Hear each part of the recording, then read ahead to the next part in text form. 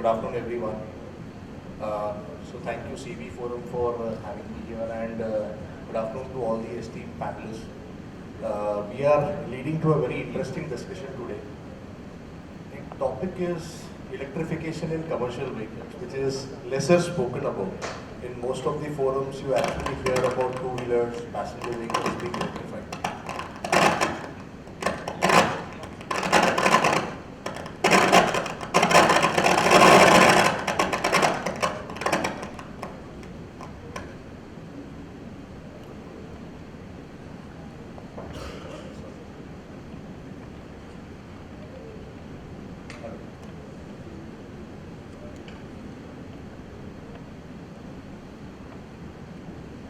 Most of the panels you hear about two-wheelers and three-wheelers being electrified, even passenger vehicles. But commercial vehicle electrification is something that we try to delve deeper today, and we'll try to see. So as while introduction, she mentioned that today, last year, the entire EV sales have grown by about 98%. If you look at it from an India perspective, we probably sold around 1,200 e-buses in India, which is close to 4% or of the overall bus sales. One of the reasons is also that the bus industry dropped from about 100,000 units to close to 30,000 units last year because of COVID. But now the industry is recovering, and we are seeing a lot of initiatives that the government is taking on this front. The government has already introduced FAME, PMP, and several other initiatives which are also in discussions. So we'll try and understand from the panel members as to what are their views, on electrification in CVs. Maybe, we'll start with each one of them one by one. So maybe if we can start with Vani. You've kind of been in the forefront of this, for quite some time now, largely in the E3-wheeler space. And you've come up with a lot of products in the e-cargo space. So how have you seen, the company growing? What are the challenges that you've been facing? And how are you seeing this trend of electrification playing going forward?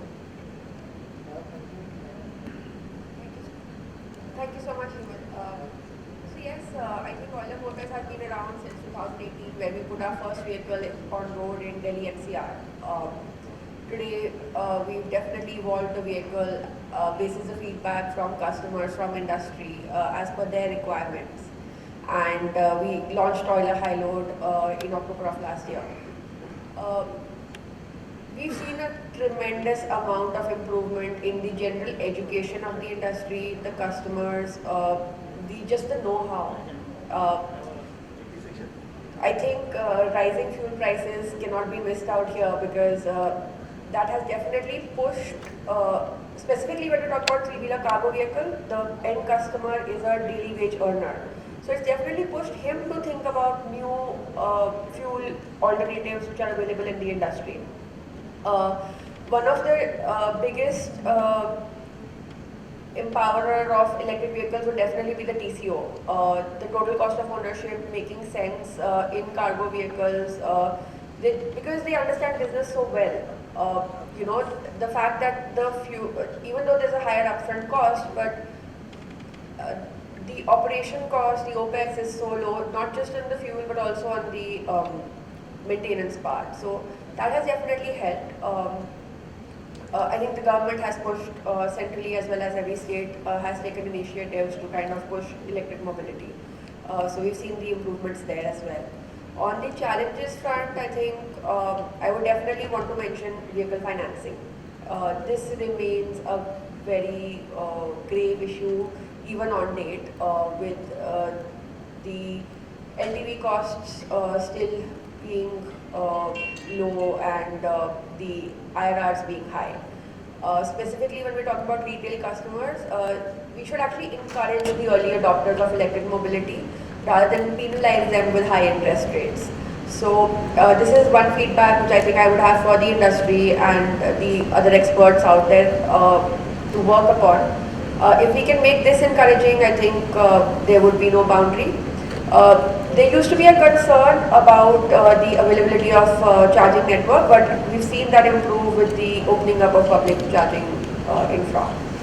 So yes, I think this is basically about my view over the past 3-4 years here.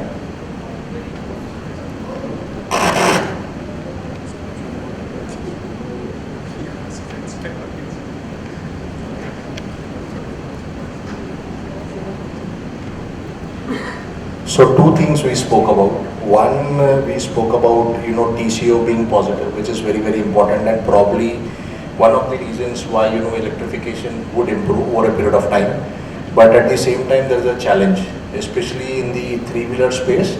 If I see more than 95% of the customers would be funded, and if financing is a challenge, then it's going to be a concern, and we will have to address this challenge to see that the either the perceptions or the thought process of financiers undergoes a change. Ayush, coming to you, even you've been one of the pioneers in this space. As Vani mentioned about the journey of Euler Motors, even Loya has been through several phases. One of the early entrants in this space.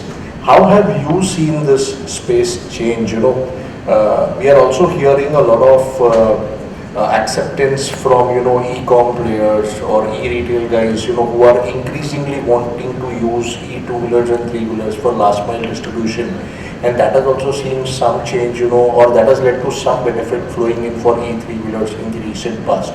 How do you see this scenario shaping up? Hello everyone, good afternoon. So the things have changed from last 3 to 4 years very drastically. Yes, we have been into this sector from since 2012. We are into the manufacturing of diesel three-wheelers. Since 2020, we are 100% electric vehicle company. So we have seen the transition happening from 2017 till 22. The major changes which has definitely happened, especially what you are mentioning about the e-commerce players, they want to shift from gasoline to electric vehicles. And what has given the edge here is people are trying to replace the Tata Ace with which has very similar loadability because the Tata Ace is underutilized there, and they want to use a three-wheeler with a 500 kg payload with a higher volume. So this is adding a lot of value in that segment. As Vani mentioned, this TCO is definitely positive, and in long term and even in short term, like 2 years down the line. Challenge upfront cost, the financing, and the major one more challenge which we face is right now there are 3 channel partners in between the service provider and OEM. So no e-commerce companies own the vehicles, so they are asset-light model. Right. They want leasing companies or the financing companies, then you need operators and then the service provider who actually delivers the products using our vehicles. So that scenario has actually created new business opportunities in the pipeline, has helped try and test new products, their delivery points, and it's easy to expand because you can have a small number of players in every small city. You can have different number of players and you can expand from there. So you don't have to have big players like who can have a fleet of 100 vehicles or 1000 vehicles in one go, because there you need a local operational benefit which can only be given by the local players, like on the front of drivers, the easeability of transportation within the city. So those kind of benefits are definitely be provided by the local service providers at the local level. Fantastic. I'll pick one point from there which you mentioned. Leasing is something which is coming up very strongly in this space. The Indian market is as such was very averse to the concept of leasing a couple of years ago. People wanted to own vehicles, but we are seeing a trend where this space is really picking up. We see the Blue Smarts of the world, Zips of the world, who've kind of been growing at a very fast pace because of leasing, and this is something which is catching up as a trend. Moving further, if you actually see, we are seeing a lot of electrification on the buses side.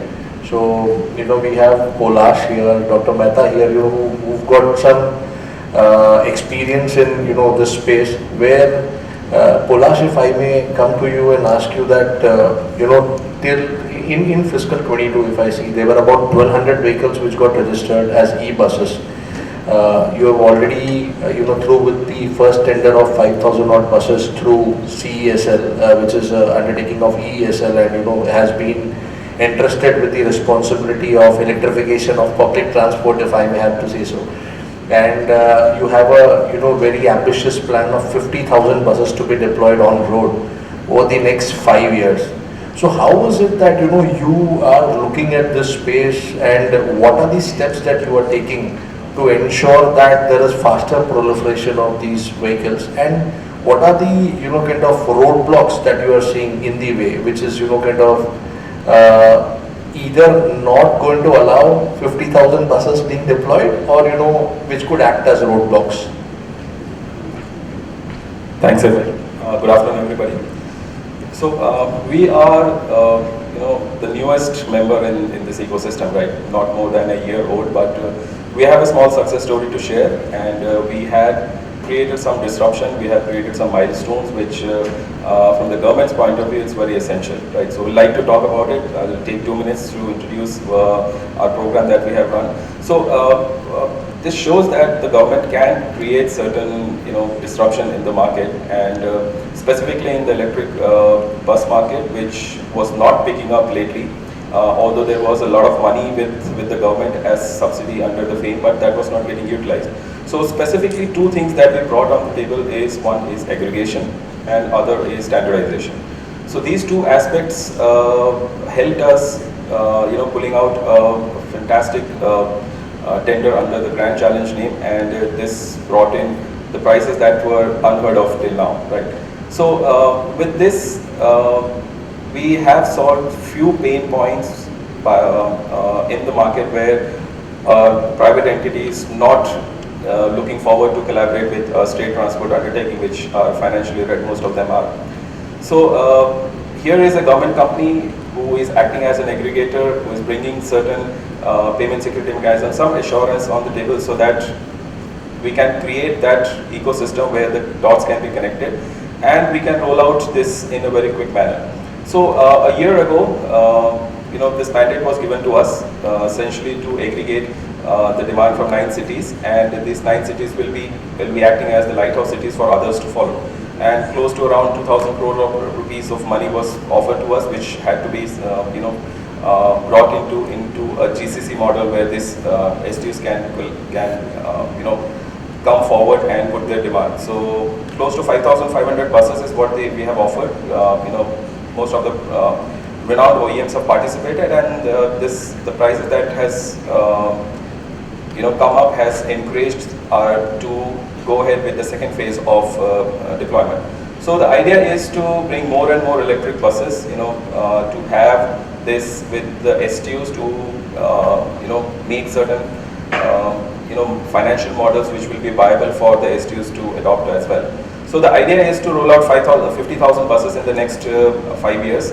That's a huge mandate that we have received, and we are working on it, and this won't be possible without the help of the industry and being an important stakeholder, right?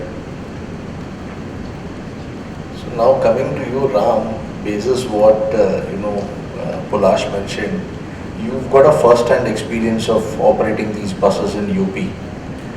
So how has your experience so far been, with electric buses, and have you faced any challenges, issues? How have you collaborated with other stakeholders, lastly, the state government, to ensure smoother deployment of these buses, and ensure that, the utilization levels remain intact? Yeah, thank you everyone. Thanks. So I'm from Green Cell. We are already running almost 500 buses. UP was I think it was itself a big challenge that given the repetition of STUs. So we actually deployed the project in time, and we are meeting all the SLAs. Now the journey has been tough. The challenges which we do not foresee at the concept level, right? TCO is actually positive, and with the government subsidy, it is viable, right? Now the challenges on the grounds, which we don't foresee, is power quality, right? If we have to meet SLAs, but the power will just suddenly go off. There are no planned schedules. So if the EV, especially for buses, for smaller loads, it's not a big constraint. But when you are talking about megawatt kind of loads, right, and if the power is not assured, right, or the quality is not there, you just can't charge your buses, and you miss your SLAs. Same thing, same challenge will come for the commercial vehicles. For example, when the truck is on the way, right, you have a midway charger, and you are not confident that you will get of course, it be there to some certainty, but if it is not 100% surety, it will not take off. Second challenge which we have seen, which we have actually solved in a big way, is about the quality of skills. Right, the manpower available on the ground is not skilled to handle electric vehicles. We are running actually a very big program of reskilling the people who are there, right, into maintaining electric buses. That's a challenge. As soon as you start operating these buses, nobody knows the product. It's like a computer, right? It's software driven. Most of it is software driven, right? So your traditional skill set, except from maybe doing some kind of brake or axle work, beyond that it doesn't come to use. So that's something we are running on our own initiative, because we have to operate these buses. But as an ecosystem, we need that to be there on the ground for further development, right? Further, if you look at the other challenges, financing, everybody has spoken of, right? So these contracts, typically PTC contracts, they are pretty much one-sided, right? So it's very difficult. If it's very difficult for banks to convince them to actually finance those projects, right? So there are termination clauses which are pretty much open-ended, right? Then, apart from financing, if you look at now, this is where we are, right? Now we look at electric buses primarily. That we should be, what we are already doing is the product innovation and business innovation. So government has done very good in terms of providing the subsidies and bringing it to a level where you see such large scale deployment. But from here on, it has to move to on its own, right? So the customer is getting value by positive TC. What kind of product and business innovation we can bring in so that it becomes viable on its own, right? So subsidy will not be a sustainable model, right, for long-term growth. So, for example, one of the projects that we have launched is the intercity coach buses, wherein these buses we are running as a private contract. These are non-subsidized operations, but because we are able to run these buses, because the capex is very high, so the more you run and pay for it, the more viable it becomes, right? So we are doing like 600 kilometers a day. That immediately brings down your fixed cost per kilometer down substantially, so that it becomes viable. We have actually improved energy efficiency of our product post delivery from OEMs by 20%, right? Doing product innovation by optimizing the product performance, so that my operational cost goes down. As soon as my operational cost goes down, the whole viability of product increases, right? Then, if you look at again coming back to the challenges we are facing. For example, it happened in this UP project, right? So we were promised electricity at some charge, but eventually when the project went to deployment, right, we were given an industrial tariff, right? So those risks are there. So unless those risks are absorbed somehow, it will remain a challenge to the government to do the government projects. Yeah, I mean. Thank you. Permit, I will add one point. Sure. When we talk about the overall EV business in commercial vehicle, we also seen that there is a transition is happening. You've seen the buses when comes as a EV, the model of the overall business has changed. We explained it very nicely. But we also seen that getting extended to the small commercial vehicle or the medium commercial vehicle. Let's take an example of China. When the people started adopting the commercial vehicles, small commercial vehicle, EVs, the main question was how the life of the battery and the technology and how it is emerging. And there are a lot of new companies, new startups started who have started working on the resale values, resale mechanism of the vehicle. And that's built up a confidence. And then that confidence extended to the customer. And it also started the leasing of the vehicles, not just the buying. Because normally in commercial vehicle we see the focus is on the owning the product and the driving it. It's also seen in the South Korea example. Even though today almost the 10% of the small commercial vehicles sold in South Korea is about EVs. It is whether it is Hyundai Porter or Kia Bong, those are selling. That's one point. Also in that, when you see the pattern, there also emerged that almost 50 to 60% vehicles are owned by the individual owner. But also there are 40 to 50% of the customers who are leasing the product. for the so like there was an assumption that the battery lives of about 3000 to 3600 or 800 chargings. So people started finding a solution with that. Can we go ahead for the leasing of the vehicle, and the company will refurnish the vehicle as it goes to the maturity level. So definitely the evolution of the EV will also bring the huge change into the way the business is happening, way the things are, today the definition of the overall transport industry. Definitely that will go on evolution as we move for the EV. Just to add to that. Sure. Thanks. That's a very valid point. In fact, that also brings me to the next question. Dr. Mehta, if I can ask you the same, is that you are going to participate in this, kind of EV story. In the next couple of months, we'll probably see products coming out from Eka Mobility. And you guys are targeting the entire gamut, right, from small vehicles all the way to 9 and 12 meter buses. If you actually see, as I spoke earlier, E2-wheelers, E3-wheelers, we still have a reasonable ecosystem which has got developed here, electric motors, onboard chargers, converters, etc., which are getting localized to a great extent. But in case of CV, the capacities that you would require will be of a very different kind. And the technology challenges will also be very, very different. So from that perspective, how are you kind of looking at this entire space, and how are you ensuring that an ecosystem gets developed for consistency at your end? Because I'm sure, today Polash will have a big question that, even if he has to deploy 50,000 buses, will those many buses be manufactured in India for deployment? So that is a view that I would like to understand from you. So thank you, Hemal. Let me, before I answer the question, I think it's important to step back and reflect on the India EV evolution and the revolution which is coming. I think this is a once in a 100-year change. Clearly, and I have been saying this for a while, and I firmly believe it, that when we are sitting in this room after 10 years, India is going to be the largest EV market in the world for sure, with the possible exception of China. You can mark my words on it. I have zero doubts on that. Number one. Number two, if you see the Indian manufacturing, auto industry is about 35% of Indian manufacturing. So a change of this kind means that the EV, hydrogen, alternative fuels ecosystem is the single largest manufacturing opportunity in the country. Let me say it again. It's the single largest manufacturing opportunity in the country in the next 10 years, to go back to your question. So this is the big revolution which is coming in our country. And this is just the India story. If we can produce, I think the fantastic example here, the price discovery which happened with these 5,000 buses, the price points in Europe are about 8 times as much as they are in India.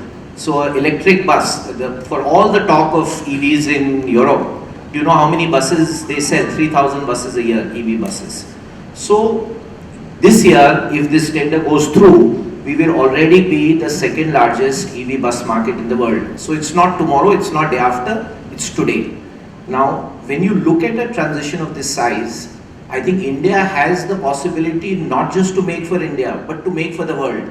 Today, if you look at EV, primarily it is only 2 kinds of products which are available. And I'm only talking about the CV, I'm not talking about the Teslas of the world. There is, you can buy a product in Europe or you can buy a product in the US. Extremely good, extremely expensive, low volumes. Or China dominates with 95 to 96% of the market. This is the big opportunity which India has, not just to capitalize on vehicles, but also components. Now, to come to your second part of your question, all of EVs are primarily composed of these 5-6 aggregates which comprise majority of the cost, whether it's the motor, the axle, the electronics, the structure, interiors, all of these other things, the battery packs, of course. And all of these present huge opportunities for people to produce at scale. The only way that we will be able to produce 50,000 buses at the price at which the last tender has happened is if the cost go down by a magnitude of 50 to 100%, and that can only happen at scale.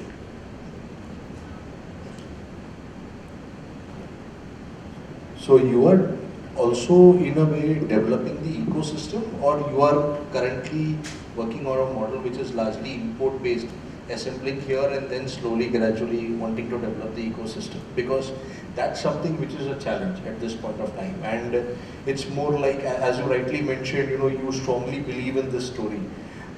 Maybe not everyone does, and hence it's more like a chicken and egg scenario. People think that only when we see volumes we would want to invest. So when you play poker, there is something called all in, which is you say that I'm all in. At least I think for all of us who are sitting on this side, we are all in. So we believe this story is happening. Now, how this will happen is again the creation of an ecosystem. So what we are doing personally, for instance, every part we are developing in India. We have a team of 200 people in engineering which have been working for last 3 years.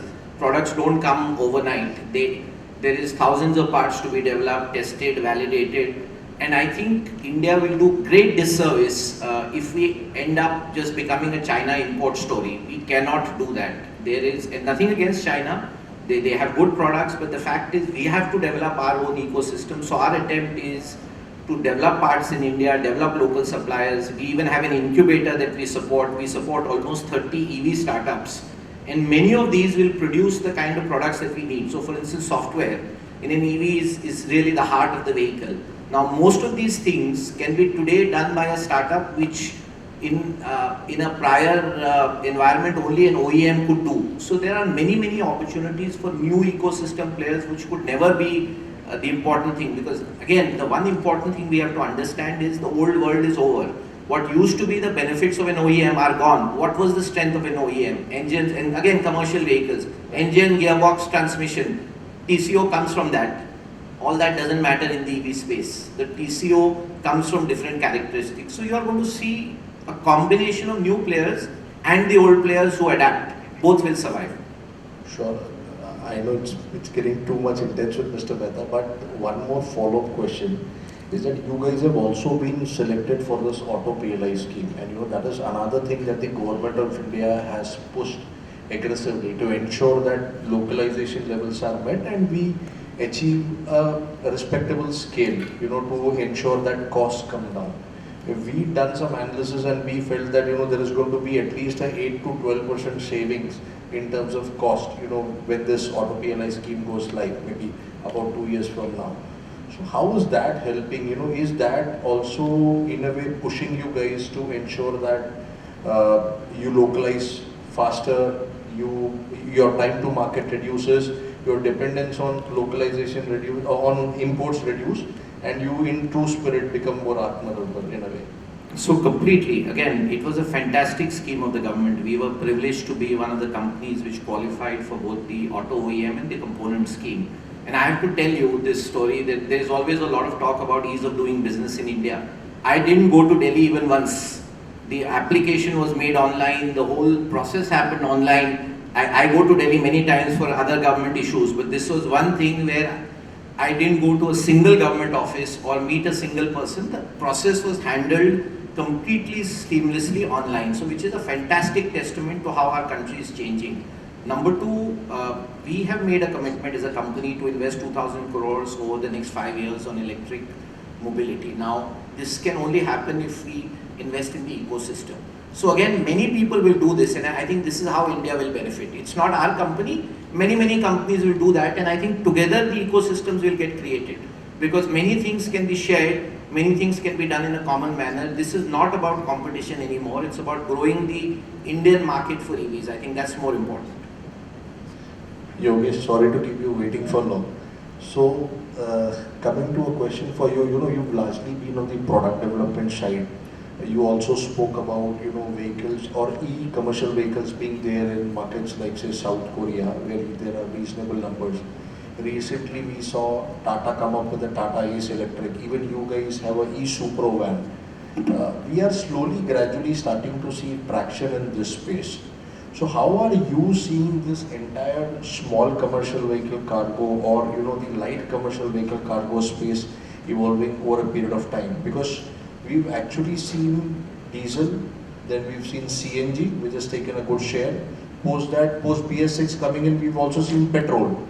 So there are three powertrains which already exist or coexist. Now we are also seeing electric, and there are also cases where, basis my discussion with a lot of players in the e-com side, etc., they are of the view that they would want to migrate to a four-wheeler e-SCV, provided there is an option from a reasonable manufacturer. So your thoughts on this? Basically, if you see the transition of the overall from traditional fuel system to the EV will happen in the phase wise. And it will be driven by the three main things. One is definitely the EV technology. So overall, today if you see the majority, there's the battery pack and the overall axles, motors, all these things are depend upon the how the technology will grow on that side. Also, it's how that technology will meet the customer requirement, whether it is a range, whether it is a charging capacity, charging time, or whether it will give the how many number of cycles it will drive, what are the refinishment we require to go ahead. So that's one element will evolve. And today the major focus, what it is happening is those, normally the commercial vehicle technology or the battery pack seen as a derivative of the cars or the any other equipments. But the things now they started changing, the people have started, OEMs and the battery manufacturers also started looking at it as a new opportunity, new way of the meeting the customer requirement.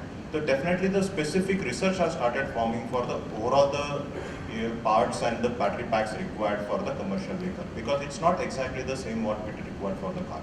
So that's one technology is the one area I feel that it will evolve.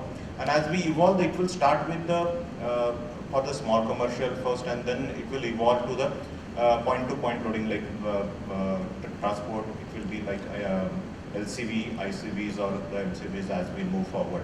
So definitely whatever the charging time and the charging facility availability nearby the urban area, nearby the city area, that will adopt first to move forward.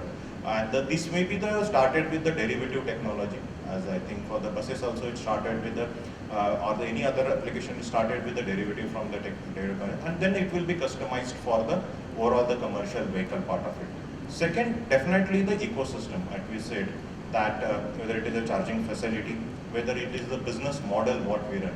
Today definitely, as the panelist added, the diesel prices, the petrol prices are very high, and the people want to have an alternative to maintain the good TCO.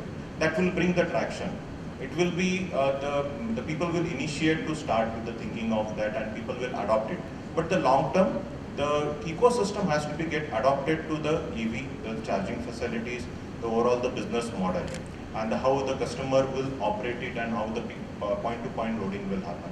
So that's the second point, the overall business model and the ecosystem will evolve as we move forward. And definitely today we have very favorable condition for the small commercial vehicle, especially in the distribution side. The point of distribution side, it is very favorable because the customer can come back in the evening to his the station or the home, and he can charge the overnight, and he can once again do the business in the daytime. But definitely we need to find alternative solutions to this so that it will expand to the long distance, whether it is a 100 kilometer to 100 kilometer in a day, or going ahead with the long distance about a 300 to 500 kilometers in a day. So that's one solution will get evolved as we move forward. Definitely government is supporting a lot on that for the charging facilities and the incentives what it is getting provided. Whether it is the product subsidies or it is the infrastructure subsidies. That's the second element we'll have. Third, I feel that the overall TCO will play a very vital, because the overall commercial industry base is that how I earn from that product. So definitely the TCO, as we see today, the fuel prices are very high. So definitely it will looks better when we go for the EV, the charging facility. But the overall it also brings a lot of other angles. Like the overall the maintenance charts will be different. The infrastructure required for that is a different. The overall charging facility and the infrastructure required for it is a different. So today it looks very lucrative to go for the TCO, but definitely as we move forward, that will get evolved to this one.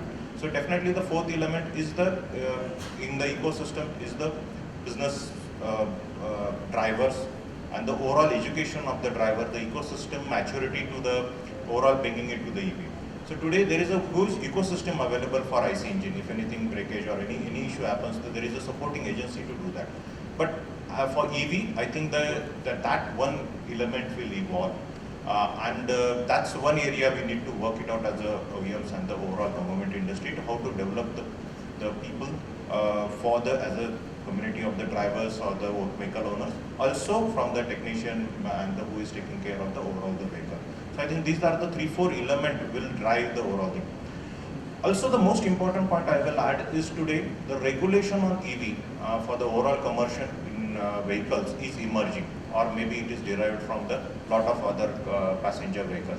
But as we move forward, what are the incidents you can able to see in the papers and the news, the things down the regulation side will also mature, and it will bring a lot of maturity in the industry. It will bring a it will bring the maturity in the testing and the confirmation to the regulation. I think it's not there in the strong on the European side also, not it isn't strong on the Chinese not. They are also evolving. As we move forward, that adaptability of the regulations will also play a major role into the overall. These were the 4-5 points I feel that will drive the overall commercial vehicle system. Thank you. Kailash, one more thing, currently this 50,000 buses tender that or deployment that you are planning over the next 5 years, is it all going to be B2G or more to STUs, or this will also have a private element as a part of it? And if you could throw some more light on it as to how are you planning to take this forward, because currently it seems that it's largely going to be STUs based on the past experience that we've seen, but is it going to be something other than STUs also? Sure. So, we have, let me tell you what the government's voice is.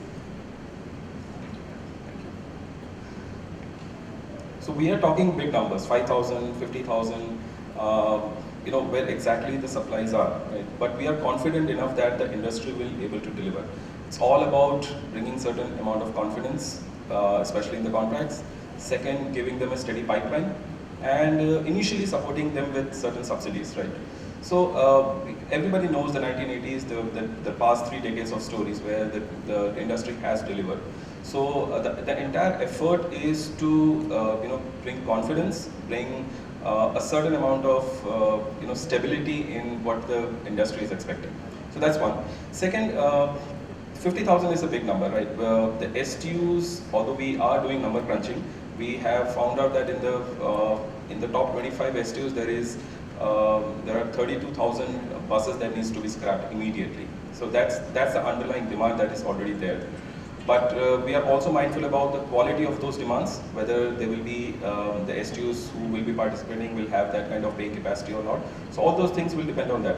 Apart from that, from the B2G, we are also concentrating on other different demands that are lying, like feeder buses in metros, the school buses, people transport in MNCs and PSUs.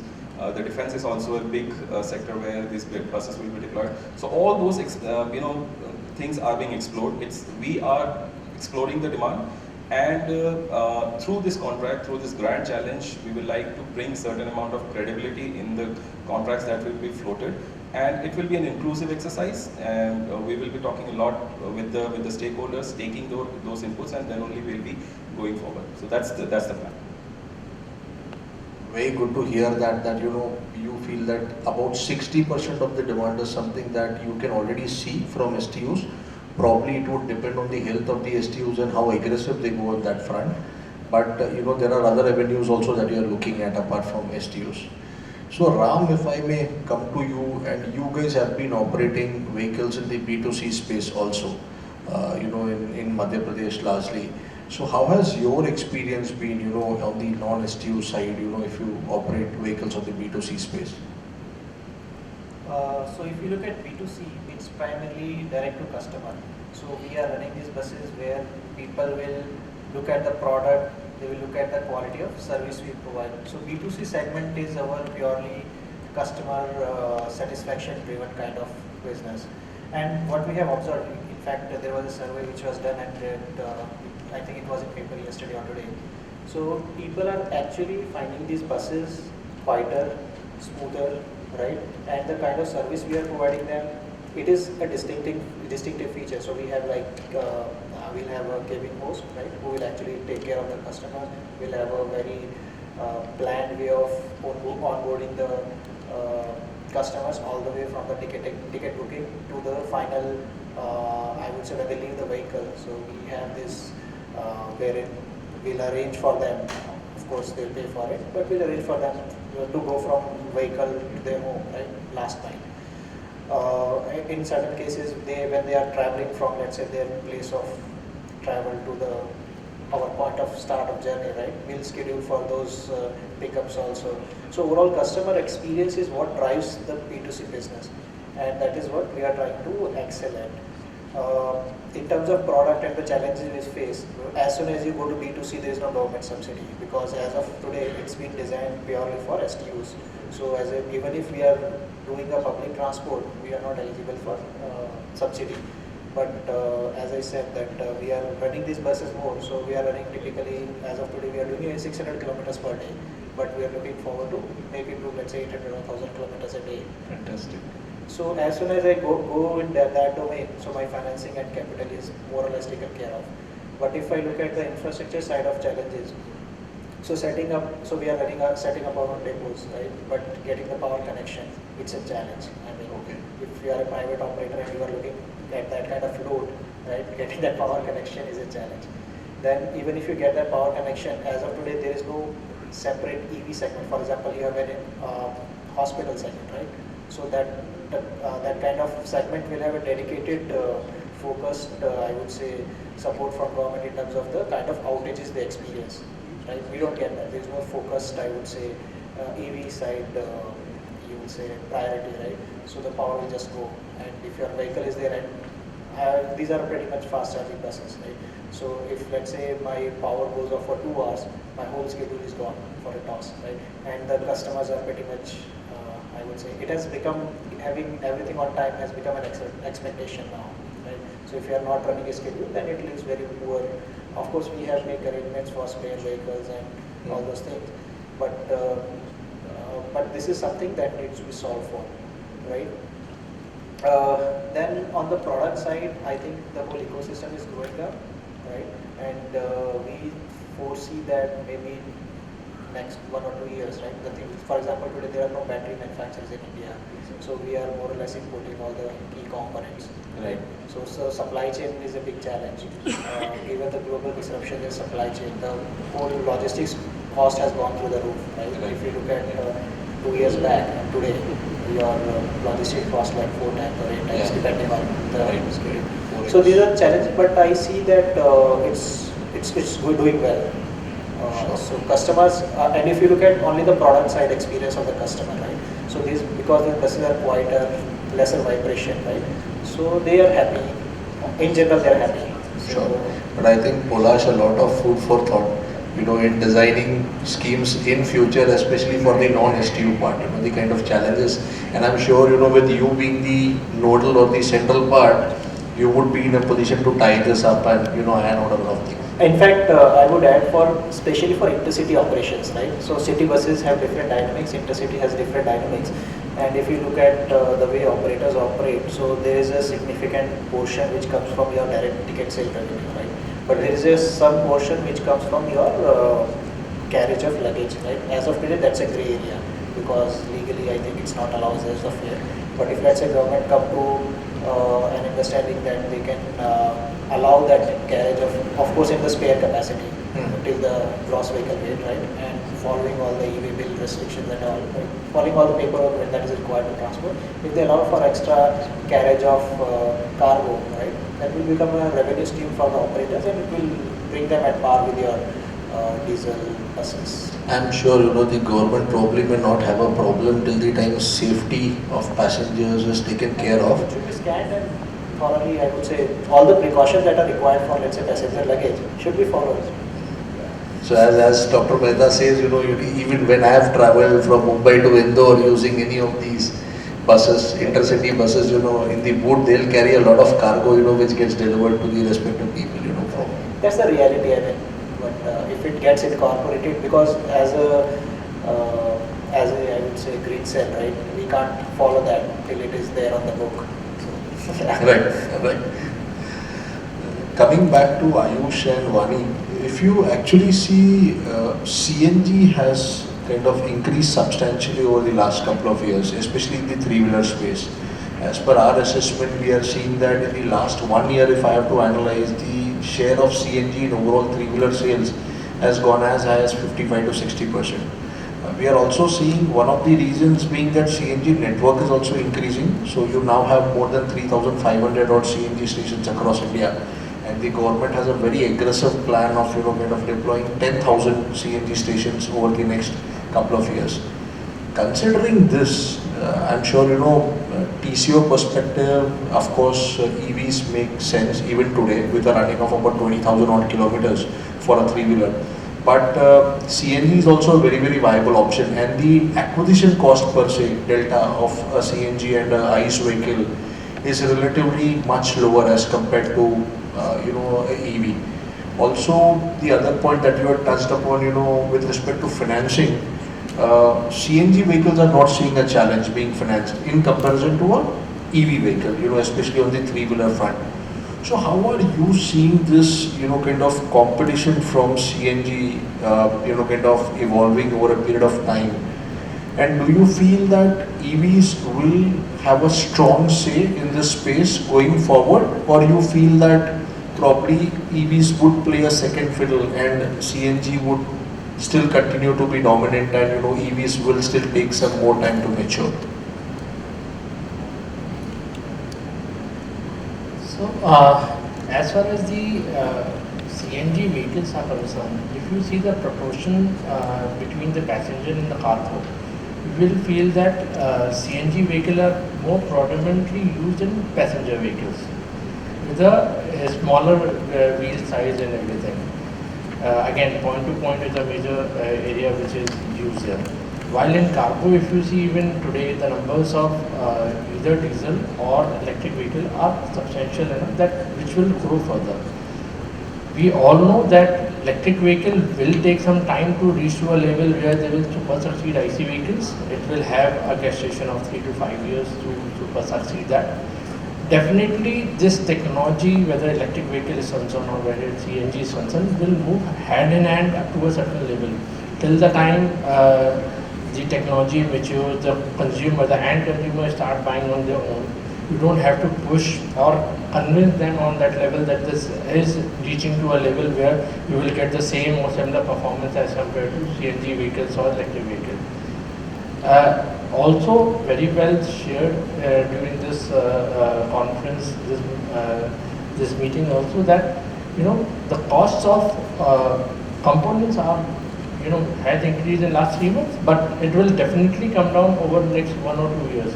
Once, which we have already seen electric two-wheelers, in comparison to IC vehicles, electric two-wheelers, the entry-level two-wheelers are cost-effective as compared to IC vehicles. The same thing will happen in electric vehicle also, because here we are talking about short distances. We are not using as a personal mobility. We want short 100 kilometers to be delivered. So the energy cost, the battery cost is high as compared to what it is supposed to be 6 months before. So once we see that the component localization level, the penetration, the economy of scale of manufacturing motors, controllers increases, definitely the cost of upfront cost of the vehicle will definitely come down. Anyways, we are 100% sure, it has been already mentioned that the industry has to shift. And I am very optimistic that it will happen in the next maximum 3 years, 3 to 4 years it will happen. It will not take much more than that. We have seen the kind of traction what we have not seen from between 15 to 18 or 20. We are seeing that traction post pandemic. That is something which is very unusual.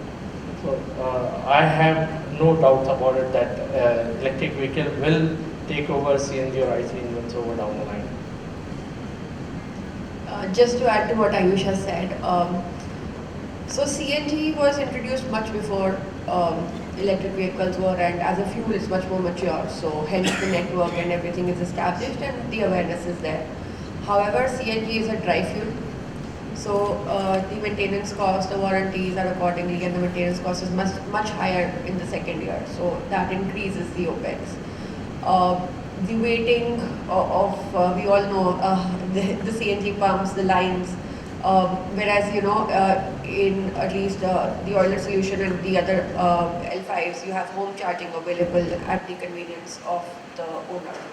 So, I feel that once EVs mature, given the time, they would definitely take over CNG. It's a matter of time. Uh, I have that confidence. The other thing I just wanted to add to what the panel was discussing was regarding the technology development. Indian roads and Indian terrain is very different to what China and Europe are.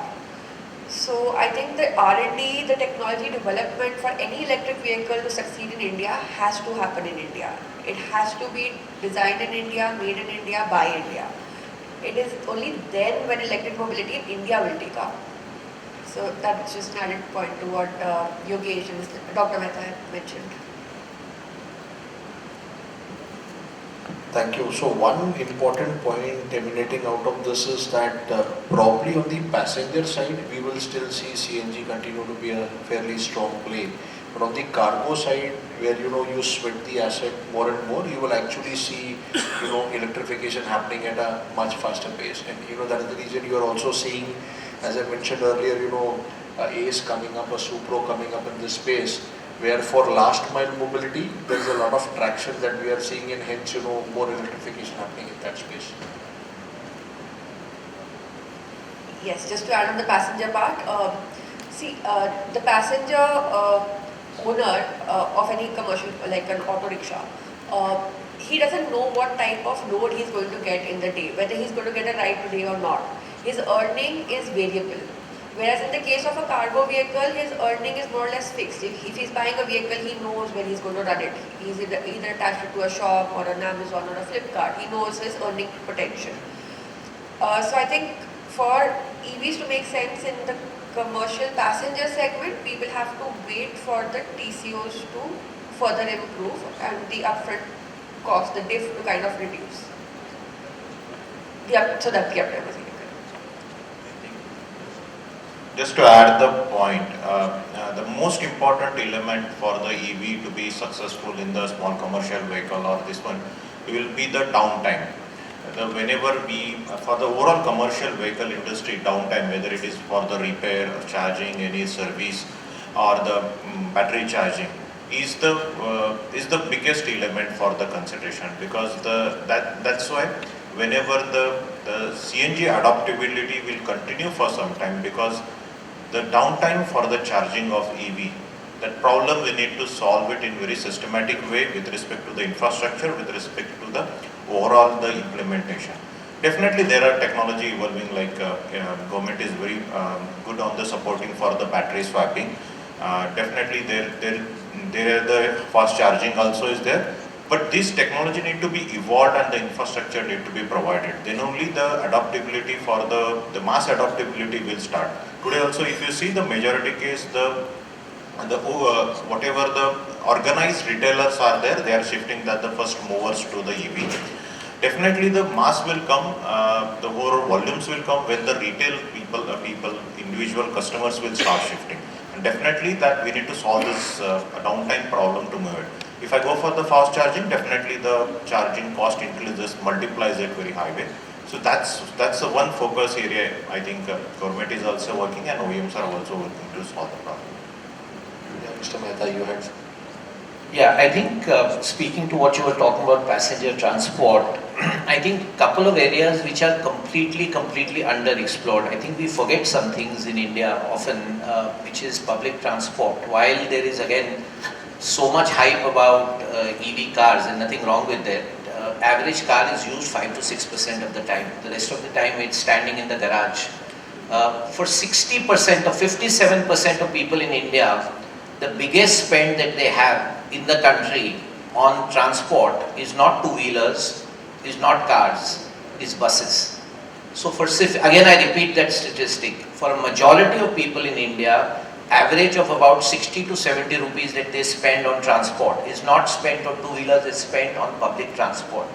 So we are completely under-servicing the rural transportation market today. What's happening here is wonderful in the cities, but there is a tier 2, tier 3 India, tier 4 India, which desperately needs EV passenger solutions which are cost competitive. So if we are just barely scratching the surface, the market should be 50, 100 times bigger. One last statistic, a city of Pune, we spent 22,000 crores on our metro system. We spent less than 1,000 crores for electric buses. And if we spent maybe another 5,000 crores, half the vehicles of our city would be taken over and you would have much less pollution. So I think India will need to change its paradigm on public transport completely and get away from, we need to move people, and if we cannot do that through EVs, then we are not going to be a country which is going to be able to talk about sustainability.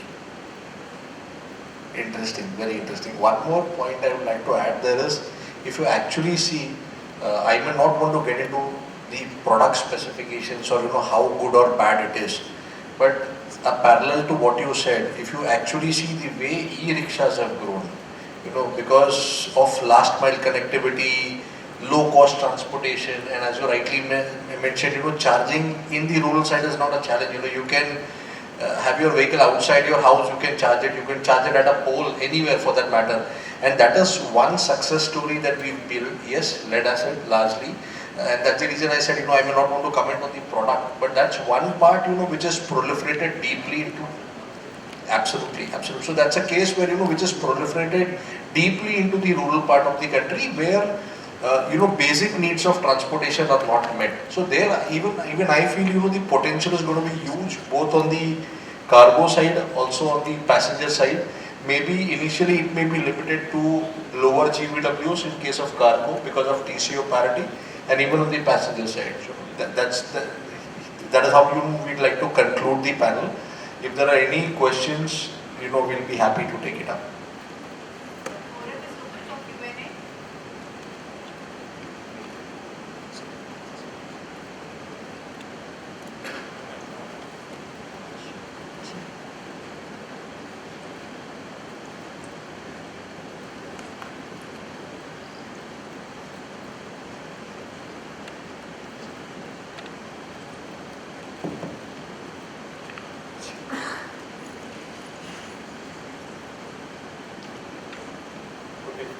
Good afternoon all. This is Kishore Kulkarni from Metals India. So whenever speak about EV, okay, the focus is revolving around the battery technology, powertrain, okay, and the motor. Okay. So I would like to put this question to Mr. Dr. Mehta, and how you see the requirement of technological development in the components like structural components, like chassis, frames and other things, which constitutes not less than 20 to 25% of the overall weight. The weight is the key component for EV glider. So I would like to know. So yes, this is very important. We are also a seat maker, so I can say this, and we make seat and structures. Lightweighting, for instance, is going to be one of the most important considerations. The holy grail on EVs is all about weight. If you can reduce weight, that is the ultimate mantra for any EV. So I think the whole focus around structures is going to have to be use of alternative materials like aluminium will come in, other materials will come in. The second is, I think our processes will have to become sustainable. So for years, when we did our bus, we got rid of the CED paint shop. So the CED used to be one of the most expensive automotive processes and also possibly the most polluting process. So I think the whole process, for instance, FRP will move to composites. So all of these things will change, and there is a huge opportunity for people to come in with new technology. So I think everybody in this room, my request to you is think of one new technology and work on it and make it at scale. This is what we need for the EV revolution to succeed. Okay. Just an add-on question to this. Recently we have seen huge fluctuation and increase in the steel range. So when you go for lightweighting, when we have to go for a high-strength steel, okay. So how the OEMs are working on this increase in the steel rates and the component, the iron rates? I'm not sure I have an answer to this. I think this is governed by somebody well above my pay grade, but I think commodity prices will come down. This is a cycle. If you look at the last 30 years, every 3 to 5 years commodity prices go up. There is a supply-demand gap which gets fixed. We are all hoping that the achhe din on commodities will come. Thank you very much, sir.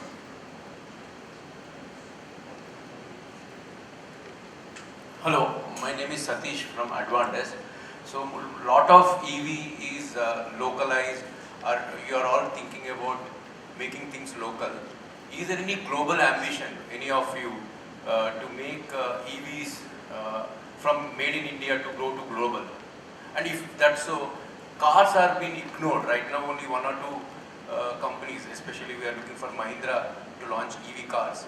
So, is there any global ambitions for you for EVs?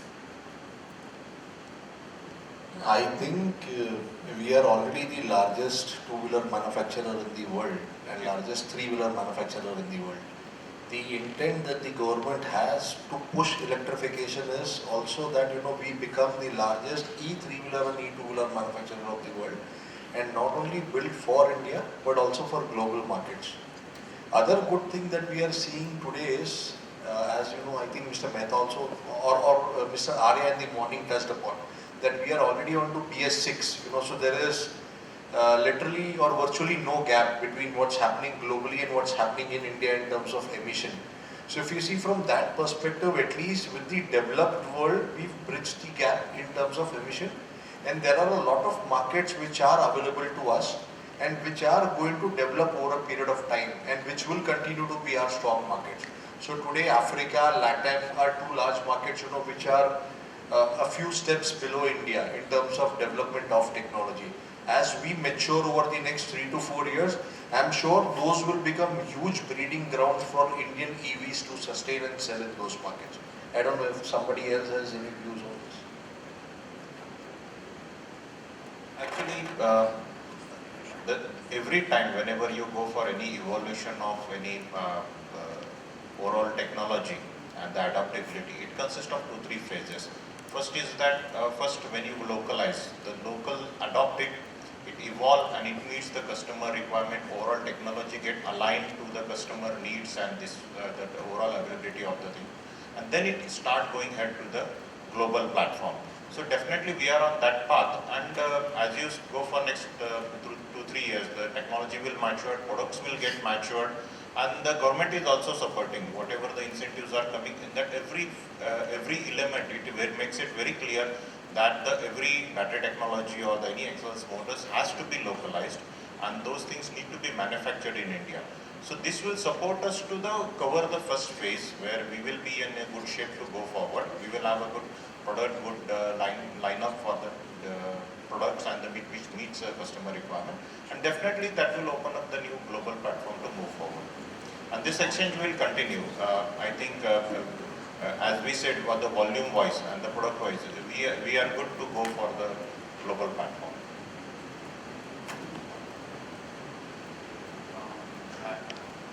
Thanks for giving your valuable insights on future of EV in CVF. So my name is Sumant. Can you keep your mic a little closer? Hello, yeah. This is Sumant from ARAI. Thanks for giving your insights on future of EV in CV.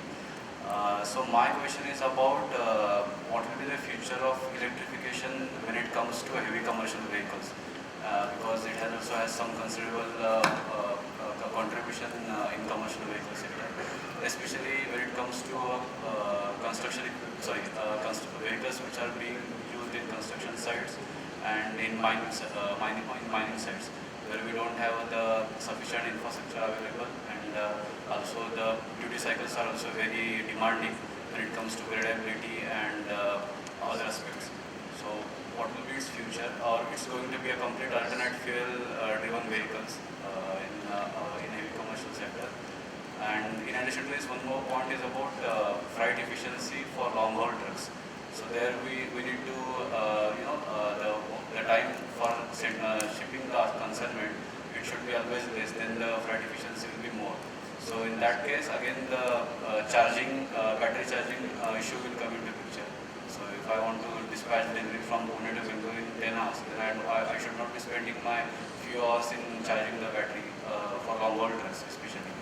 So these two segments, how it will be highlighted in future?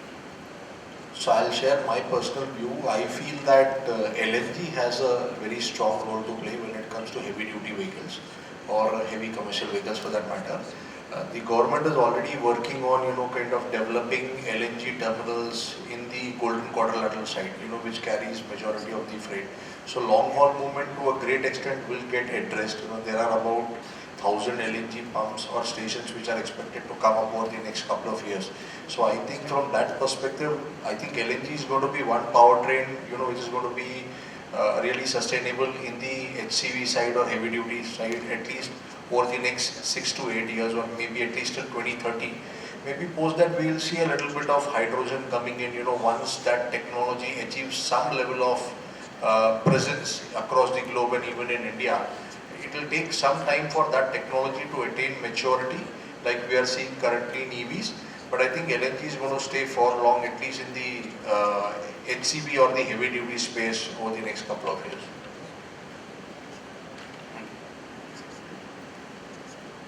So I think this is a segment where TCO will take time to make sense, given the high lithium-ion prices. We have to wait for lithium-ion prices to really reduce before even electric vehicles in this segment is attempted. So definitely, just extending the words, it will not happen in a one day the mass adaptation of the EV. It will happen application and by application. Like if you see the European countries, the waste transport system, the postal system, which is city-based application, those started adopting first. Then if you take example like Volvo and the Mercedes have started experimenting on the mines, because it's a very closed loop cycle, and those started success. So we will get this type of application based success seeds which will expand the horizon to the other applications. So today also if you see the last mile delivery is the first thing it is getting adopted in, whether it is in India, China, South Korea or any European countries also.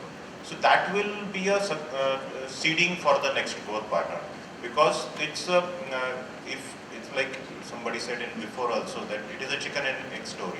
So definitely this application based EV adaptation will start, and as they get successful and the environment is getting created for that, and it will move for the mass adaptation. Okay, thank you so much.